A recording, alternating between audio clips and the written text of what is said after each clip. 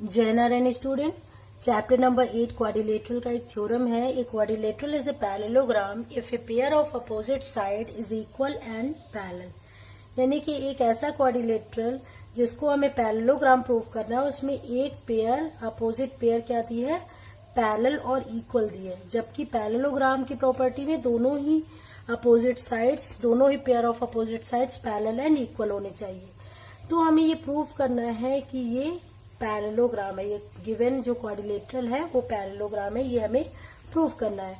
इसके लिए क्या करेंगे, हम इस क्वाड्रिलेटरल को के डायगोनल्स को फॉर्म करेंगे, यानी कि यहाँ पे अपोजिट वर्टिसेस को ज्वाइन कर देंगे, ए को सी से ज्वाइन कर देंगे।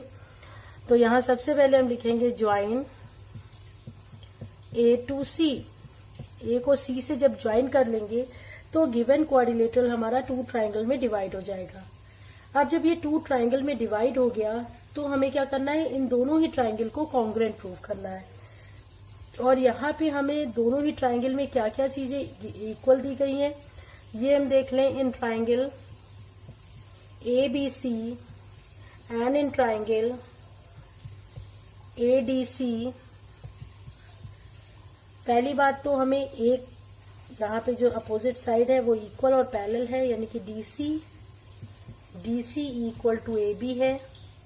इट इज गिवन, ये हमें गिवन है। दूसरा हमें क्या पता है, अगर ये डी सी और ए बी पैरेलल है तो ये वाला जो एंगल है डी सी ए वो इक्वल हो जाएगा सी ए बी के।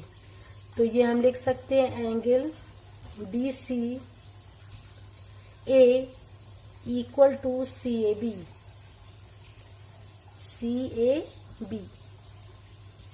और ये क्यों इक्वल है, क्योंकि डी सी अब पैरेलल टू ए बी, ये दोनों ही साइड पैरेलल है और पैरेलल है तो, और ए सी यहाँ पे ट्रांसवर्सल का वर्क कर रहा है, तो अल्टरनेट इंटीरियर एंगल्स इक्वल होते हैं। और ये क्या है, अल्टरनेट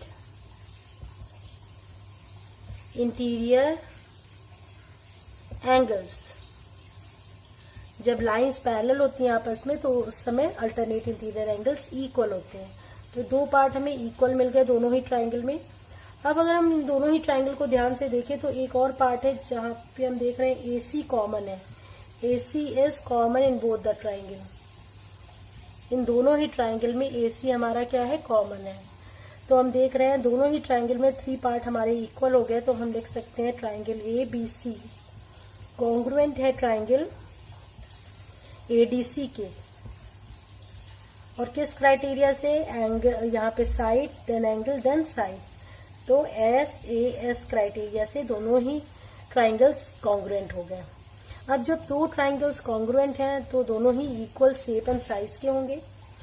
फिर दूसरी बात कि इनका जो फर्स्ट ट्राइंगल के angles and side second triangle के करस्पॉन्डिंग साइड्स एंड एंगल्स के इक्वल होंगे। तो यहाँ हम कह सकते हैं हमारा angle A C B equal हो जाएगा डी ए सी के।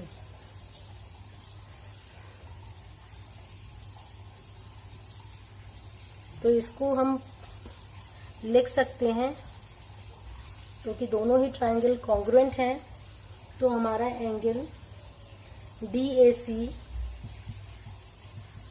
इक्वल हो गया ए सी बी के। और ये दोनों ही एंगल इक्वल हैं क्यों, ये क्या है, अल्टरनेट इंटीरियर एंगल्स।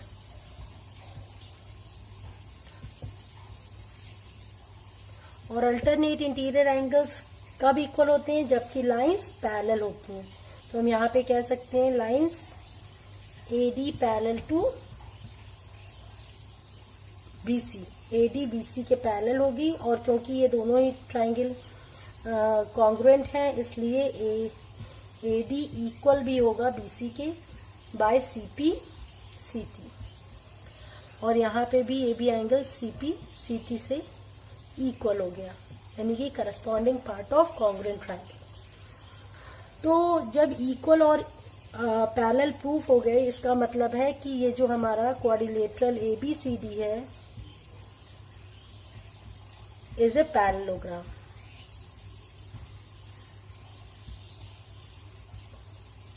तो ये था प्रूफ थ्योरम का। एक्सरसाइज 8.1 का क्वेश्चन नंबर 1 है the angles of a quadrilateral are in the ratio 3:5:9:13. Find all the angles of the quadrilateral. हमें एंगल्स का यहाँ पे रेशियो दिया गया और एंगल्स हमें एग्जैक्टली फाइंड करना है. तो इसके लिए अगर हम एक कॉमन फैक्टर x ले लें तो यहाँ पे 3x, 5x, 9x and 13x are the angles of quadrilateral हो जाएंगे.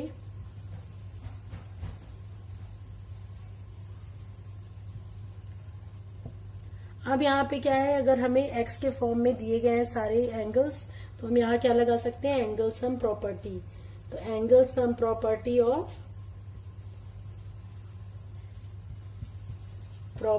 Of quadrilateral.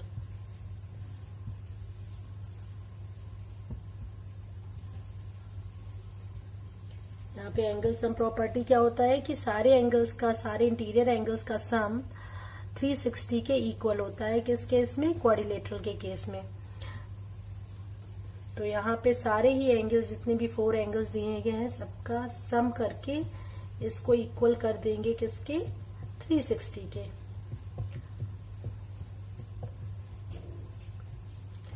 Five plus 3 8, 8 and 9 17 plus 13x equal to 360 हो जाएगा.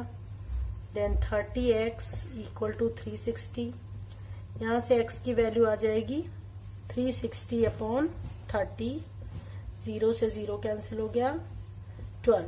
तो x की वैल्यू क्या आ गई, 12. अब हमें यहाँ पे find the angles of the quadrilateral. सारे ही एंगल्स को सेपरेटली फाइंड करना है. x की वैल्यू हम हर जगह पुट करेंगे. पहले 3x में पुट करेंगे. तो फर्स्ट एंगल जो हमारा होगा, फर्स्ट एंगल अगर 3x है तो x की वैल्यू क्या आ गई, 12. तो 3 into 12 हो गया 36 डिग्री. फिर सेकेंड एंगल हमारा 5x है तो 5 into 12 कर देंगे, 60 डिग्री हो गया. देन 9x, तो 9 into 12 हो जाएगा 108 डिग्री. 13x, तो 13 into 12 हो जाएगा. तो 13 into 12 हो जाएगा,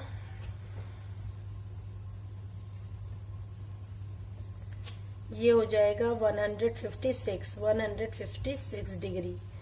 तो ये सारे ही एंगल्स की वैल्यू हमें पता चल गई यहाँ से.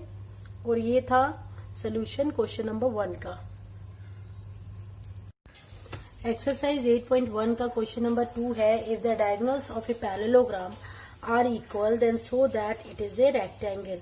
अगर किसी पैरेललोग्राम के डायगोनल्स इक्वल है तो वो रेक्टेंगल होगा. ये हमें इस क्वेश्चन में प्रूव करना है. इसके लिए हम पहले क्या करेंगे, ABCD एक क्वाड्रिलेटरल पैरेललोग्राम ड्रॉ करेंगे. अब पैरेललोग्राम में हमें ये दिया है कि AC और BD जो डायगोनल्स है वो आपस में इक्वल हैं. तो हम ये लिख लेंगे कि क्या चीज यहाँ पे गिवन है. तो गिवन में हमें ये दिया गया है ABCD is a quadrilateral and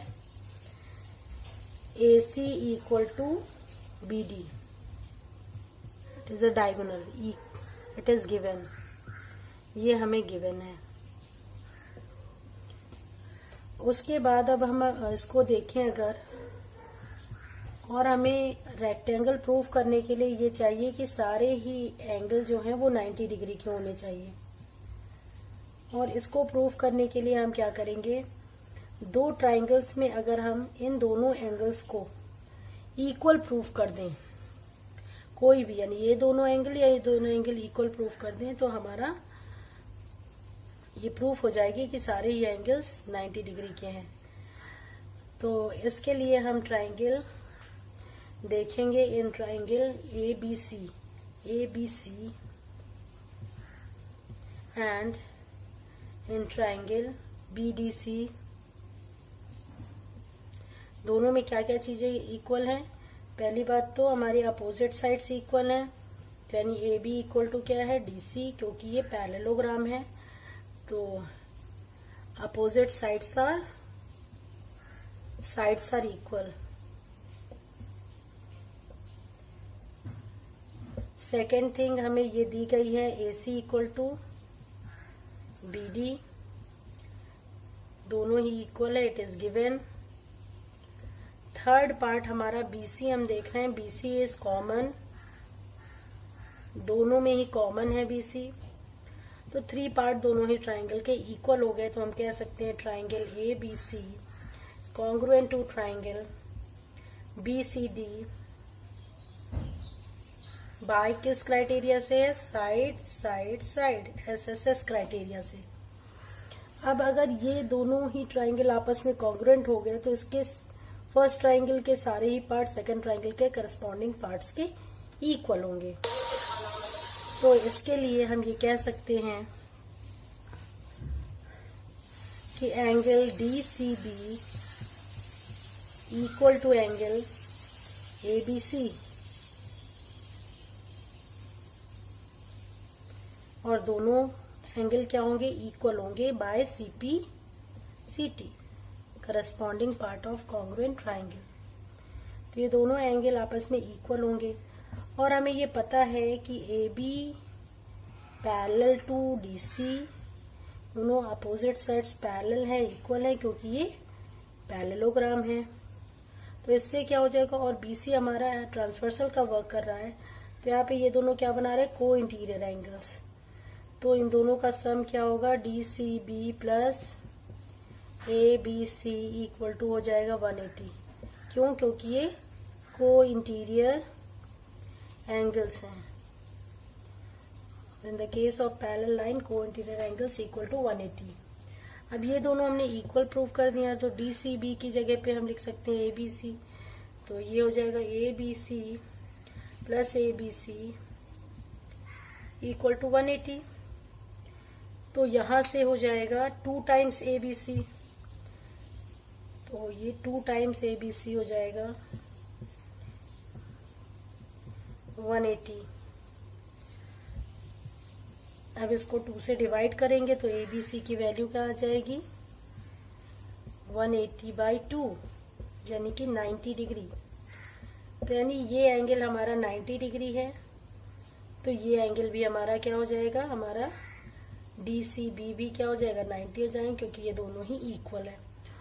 और पैरेललोग्राम की प्रॉपर्टी से कि अपोजिट एंगल्स आर इक्वल, तो ये एंगल इस एंगल के इक्वल हो जाएगा, यानी कि एंगल DAP, ये वाला एंगल इस एंगल के इक्वल है, DCB के दोनों ही 90 हो जाएंगे। इसी तरह ये दोनों एंगल भी आपस में इक्वल हो जाएंगे, यानी कि angle ADC equal to angle CBA। तो यानी कि इस तरीके से हम कह सकते हैं चारों ही एंगल क्या है? 90 डिग्री के हो गए इस पैरेललोग्राम में। तो रेक्टेंगल में हमें यही प्रूव करना था, अगर ऑल एंगल्स 90 डिग्री के हैं तो ये हमारा पैरेललोग्राम क्या हो जाएगा? तो हम लिख सकते हैं रेक्टेंगल, वो parallelogram ABCD is a rectangle. ये था सोल्यूशन क्वेश्चन नंबर 2 का।